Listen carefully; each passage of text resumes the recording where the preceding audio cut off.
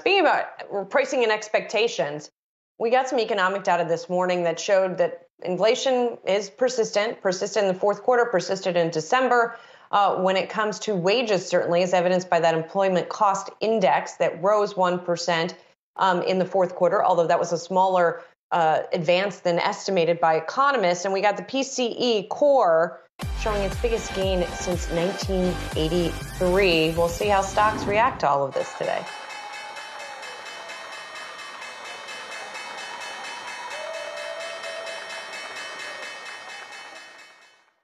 So yesterday we were talking about a remote bell ringing. Today it's an in-person bell ringing as we continue to see sort of this uneven recovery from COVID, reaction in the wake of COVID, and how people are dealing with it. I don't know what the bell indicator, I'm going to think of it now as the bell indicator. So we have all three major averages that are trading higher at the moment. The Dow most tepidly, and that's because we got a couple of components in the Dow not doing so great this morning. Let's start with Chevron, the company coming out with numbers that were disappointing versus what analysts had been projecting. The share's down 3.6%. If you look at adjusted earnings per share, $2.56.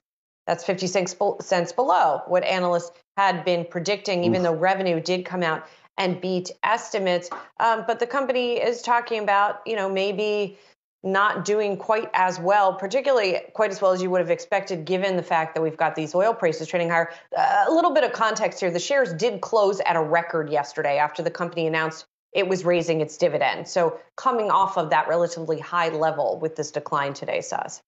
Yeah, maybe the CEO, Mike Wirth, should go out there and do more interviews because clearly that's working here.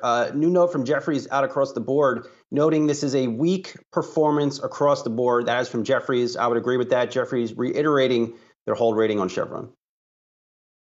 And finally, let's talk about that other Dow component that is showing some weakness today. That is Caterpillar. Caterpillar earnings actually topped analyst estimates, but the shares are down by 2.8%. Earnings per share coming in at $2.69.